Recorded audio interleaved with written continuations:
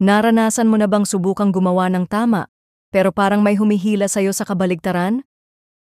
Halimbawa, gigising ka na may desisyong maging matiisin at mabait ngayong araw, pero pagkatapos ng ilang minuto, may sumingit sa pila o sa trapiko at biglang nawawala ang pasensya mo. Ito mismo ang tinutukoy ni Pablo sa Galacia 5:16-26.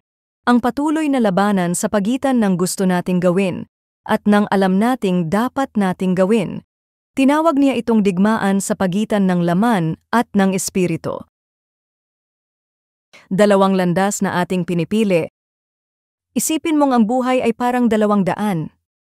Ang isa ay malawak, puno ng shortcut, mabilisang kasiyahan, at pansamantalang aliw, ngunit sa dulo, patungo ito sa pagkawasak. Ang isa naman ay makitid, kinakailangan ng disiplina, pagpipigil sa sarili, at lubos na pagtitiwala sa Diyos. Ngunit ang daang ito ang patungo sa buhay, kapayapaan, at tunay na kagalakan. Ipinakita ito ni Pablo ng kanyang ilista ang mga gawa ng laman.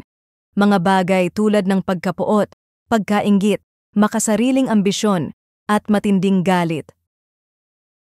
Pamilyar, hindi ba? Ito ang mga likas na lumalabas kapag hinayaan nating manaig ang ating emosyon at makasalanang pagnanasa. Ngunit pagkatapos, ipinakilala niya ang bunga ng espiritu, pag-ibig, kagalakan, kapayapaan, pagtitiyaga, kagandahang loob, kabutihan, katapatan, kahinahunan, at pagpipigil sa sarili. Napansin mo ba? Hindi niya ito tinawag na mga gawa ng espiritu kundi bunga. Bakit? Dahil ang bunga ay hindi namumunga agad-agad, ito ay unti-unting lumalago. Lumalago ito habang nananatili tayong konektado sa pinagmulan, sa Diyos. Ang mahalagang aral dito ay ang patuloy na labanan sa pagitan ng ating makasalanang kalikasan at ng Espiritu ng Diyos. Kung tayo ay aasa lamang sa ating sariling lakas, palagi tayong babagsak sa kasalanan. Ngunit kung hahayaan natin ang Espiritu Santo ang manguna sa atin, tayo ay lalago sa kabanalan. Narito ang mabuting balita. Hindi inaasahan ng Diyos na labanan natin ito ng mag-isa. Ibinigay niya sa atin ang Espiritu Santo upang gabayan tayo at baguhin ang ating puso mula sa loob palabas. Ano ang dapat nating gawin?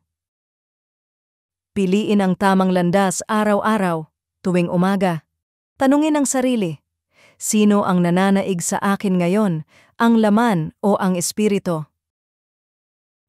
Ang paglakad sa espiritu ay nangangahulugang pagsuko ng ating sariling kagustuhan at pagpapahintulot sa Diyos na manguna sa ating buhay.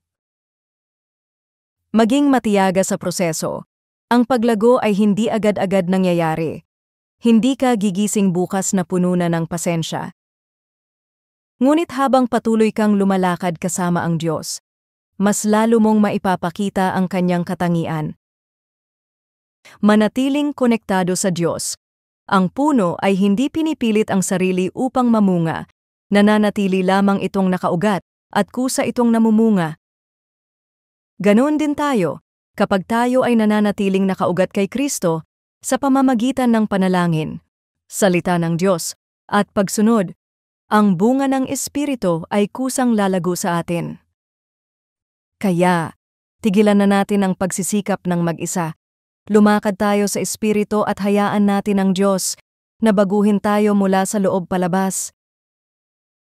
Sa huli, ipinapakita ng talatang ito na nais ng Diyos ang tunay na pagbabago, hindi lang panlabas na pagsunod. Siya ang Diyos na kumikilos sa ating kalooban. Binabago ang ating puso at isipan upang maipakita natin ang kanyang pag-ibig at katuwiran sa mundo.